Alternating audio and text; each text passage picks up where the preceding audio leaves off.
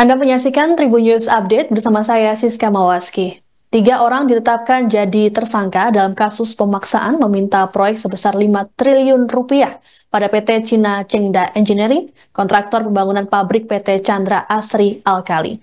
Para tersangka yakni Ketua Kamar Dagang dan Industri atau Kadin Kota Cilegon bernama Muhammad Salim, Wakil Ketua Bidang Industri Kadin Cilegon Ismatullah, dan Ketua Himpunan Nelayan Seluruh Indonesia atau HSNI Cilegon Rufaji Jahuri. Dalam aksinya, tersangka Salim menggerakkan massa untuk melakukan aksi unjuk rasa ke proyek strategis nasional tersebut.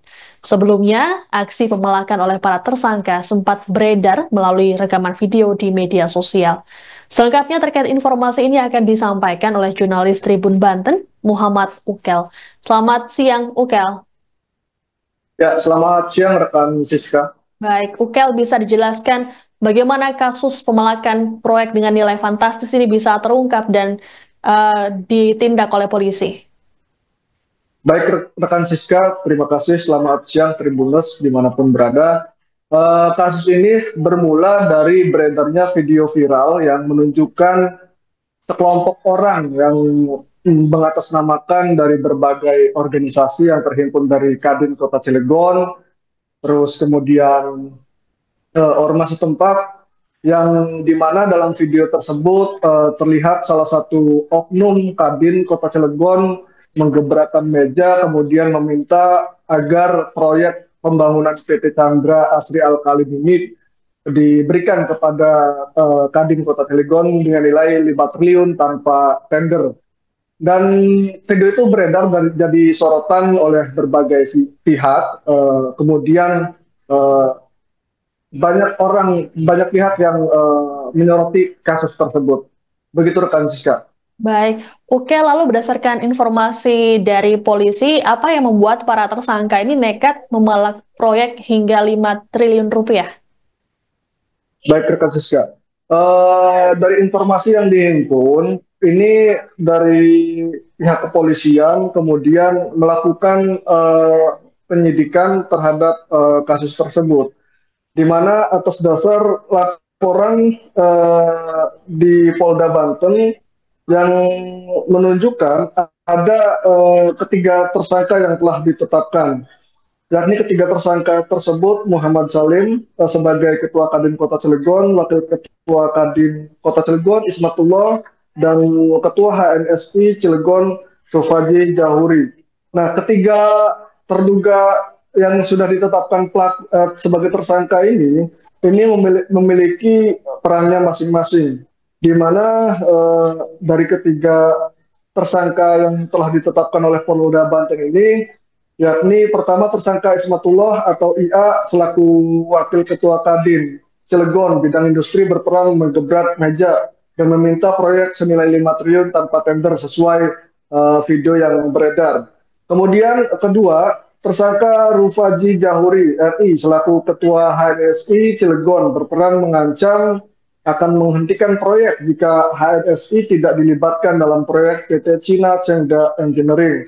Kemudian ketiga, atas nama Muhammad Salim selaku Ketua Kadin Kota Cilegon berperan mengajak dan menggerakkan orang untuk melakukan aksi di PT Cina Engineering. Akibat perbuatannya, ketiga tersangka ini dijerat dalam pasal 160 KUHP, 368 KUHP, 335 KUHP tentang dugaan peristiwa pidana penghasutan, pemerasan, dan atau perbuatan tidak menyenangkan. Ini tuh rekan Siska.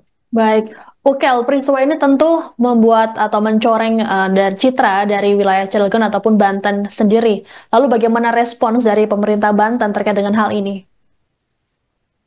Baik rekan Siska, terkait respon pemerintah Kota Cilegon dan pemerintah Provinsi Banten,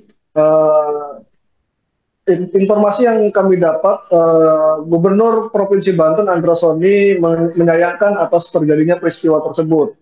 Sebab kata Andra Soni, saat ini pemerintah Provinsi Banten sedang berupaya untuk menjaga iklim investasi. Kata Andra, iklim investasi ini perlu dijaga karena dampaknya, manfaatnya sangat dirasakan oleh semua masyarakat yang ada di Provinsi Banten, bukan hanya segelintir kelompok saja. Kemudian Wali Kota Cilegon juga kemarin melakukan deklarasi anti premanisme di mana itu dilakukan sebagai bentuk komitmen pemerintah untuk menjaga iklim investasi yang ada di Kota Cilegon. Dalam deklarasi tersebut melibatkan kepolisian, Polres Cilegon, kemudian Forkopimda dan ormas-ormas yang ada di Kota Cilegon agar kemudian bersama-sama komitmen dalam menjaga investasi yang ada di Kota Cilegon. Begitu rekan Siska.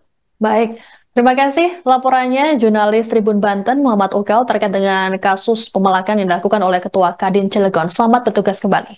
Permintaan proyek sebesar 5 triliun tanpa lelang berdasarkan hasil penyelidikan dan penyidikan yang dilakukan oleh penyidik di Ditreskrim Polda Banten. Pada malam ini kita telah melaksanakan gelar perkara dan menetapkan 3 orang sebagai tersangka. Adapun 3 orang tersebut, yang pertama adalah saudara IA, yang mana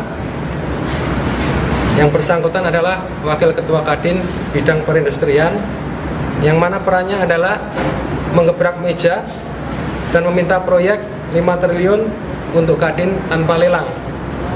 Kemudian peran yang kedua, pada tanggal 14 dan 22 April 2025, saudara IA bersama saudara MS ini bertemu dengan PT Total, yang mana adalah perwakilan dari PT Cengda, yaitu memaksakan untuk minta proyek. Selanjutnya tersangka yang kedua adalah saudara RJ, yang mana bersangkutannya adalah Ketua ANSI Cilegon. Perannya adalah mengancam akan menghentikan proyek jika tidak diberikan proyek dari PT Cengda.